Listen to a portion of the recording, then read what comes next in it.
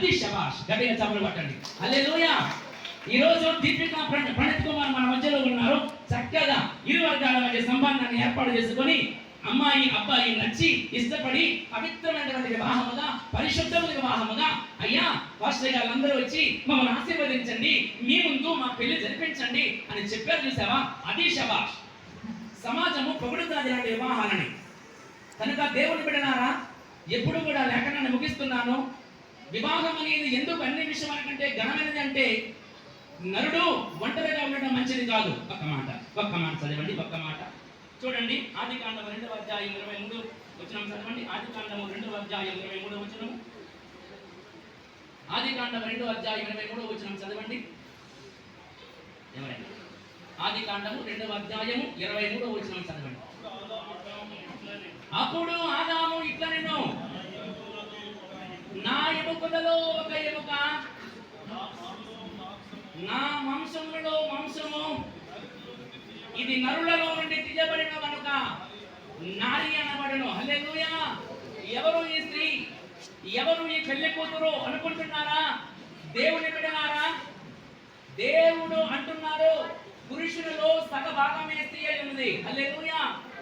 ఈ పురుషునిలో సగ భాగము ఆయన ఆస్తిలోను, ఆయనకున్న హంగులలోను, ఆయనకున్న కష్టాలలోను అన్ని సగానికి సగం పంచుకొని వారే వివాహం చేయబడేటువంటి ఆ పెళ్లి కుమార్తెగా దేవుడు పరిగణిస్తున్నాడు. అందుకే ఆదాము అంటున్నాడు, ఆ బిడ్డ ఎప్పుడైతే హవ్వ పుట్టిందో హవ్వను చూసి అంటున్నాడో, ఏమంటున్నాడు? నువ్వు నా మాంసములలో మాంసము, నా ఎముకలలో ఒక ఎముకవి, నిన్నెలా విడిచిపెట్టగలుగుతాను? నువ్వు నారి అనబడతావు, నిన్ను కలకాలము చూసుకుంటాను అని ఆదాము ఆ దినమున తన మనసులోని మాట వెళ్ళగక్కుతున్నట్లుగా బైబిల్ గ్రంథం సాక్ష్యం ఇస్తుంది. హల్లెలూయా. ఈ రోజు కూడా మరలా చెబుతున్నాను దేవుని బిడ్డలారా, ప్రణీత్ కుమార్కి దీపిక వివాహం జరుగుతుండగా ఈ ప్రణీత్ కుమారు సగభాగము, ప్రణీత్ కుమారుడు దీపిక యొక్క ఆమె యొక్క స్థితిగతులన్నీ సగభాగం అంటాయి. హల్లెలూయా. తన శరీరం ఎలా ప్రేమించుకుంటాడు ప్రణీత్ కుమార్. ఎక్కడైనా చీమ పుడితే, దోమ పుడితే దానికోసం తుడుచుకుంటాడు. కొద్దిసేపు బాగైతే ఏడుస్తాడు. అలాగే భార్యను కూడా ప్రేమించాలా, అలాగే భార్య కష్టాన్ని పంచుకోవాలా. ప్రణీత్, ఈ మాట నీకే చెబుతున్నాను నాన్న. ఖచ్చితంగా ఇది దైవ కార్యం, ఇది దైవజన సమక్షంలో ఈ కార్యం జరుగుతుంది. కాబట్టి ఎప్పుడైనా మరలా చెబుతున్నాను, దీపికకి ఆనందం వచ్చినప్పుడు ఆ ఆనందంలో నువ్వు పాలు పంచుకోవాలి. హల్లెలూయా. దీపికకి ఆనందము సౌభాగ్యం వచ్చినప్పుడు ఆ సౌభాగ్యమును నువ్వు పంచుకోవాలి. కష్టం వచ్చినా సరే ఆ కష్టమును నువ్వు తోడు ఉండాలి. అమ్మా దీపిక, నీకు కూడా ఒక మాట చెప్పేస్తున్నాను. ఇరువురు ఇష్టపడి చేసుకునే వివాహం కనుక అబ్బాయి ప్రణీత్ కుమార్ యొక్క ఆనందంలో నువ్వు పాలు పంచుకోవాలా, ప్రణీత్ కుమార్ యొక్క కష్టంలో నువ్వు పాలు పంచుకోవాలా. ఇద్దరు ఏకసమ్మతమైన జీవితాన్ని నడపాలా. పెళ్ళి అంటే ఒక రోజు జరిగిపోతుంది, అది ఈజీ. ఏముందిలే, ఇప్పుడు ఒక అరగంటలో పెళ్ళి అయిపోతుంది, అది పెద్ద విశేషమేం కాదు. హల్లెలూయా. ఇక రేపు నుంచి స్టార్ట్ అవుతుంది జర్నీ. పిల్లనగానే ఈజీ, అయ్యగారు వస్తారు, కాలి కట్టించేస్తారు, అయిపోయింది కథ. అందరూ చప్పలు కొట్టేస్తాం, తినేస్తాం, ఇంటికి వెళ్ళిపోతాం, సంతోషం. ఇక రేపటి నుంచి వాళ్ళిద్దరి మధ్య సత్సంబంధాలు ఎలా సాగుతాయి అన్నదే ప్రశ్నార్థకంగా ఉంటాయి. హల్లెలూయా. కాబట్టి ఇద్దరు బిడ్డలు చాలా మంచి వాళ్ళు. ప్రణీత్ గాని దీపిక గాని, నా సంఘంలో పెరిగినటువంటి దీపిక బిడ్డ, ఆడబిడ్డ చాలా ఉన్నతమైనటువంటి మంచి ప్రార్థనా పరురాలు. అదే విధముగా తమ్ముడు ప్రణీత్ కుమార్ మంచి పరిచయస్తుడు.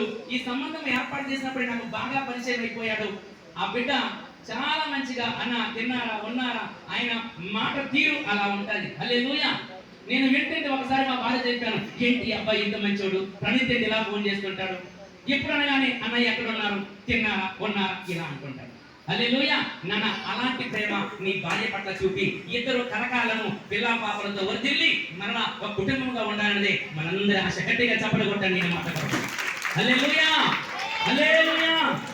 మత్తయి సువార్త 19వ అధ్యాయం 6వ వచనం చదవండి. మత్తయి సువార్త 19వ అధ్యాయం 6వ వచనం చదవండి. మత్తయి సువార్త 19వ అధ్యాయం 6వ వచనం చదవండి. కాబట్టి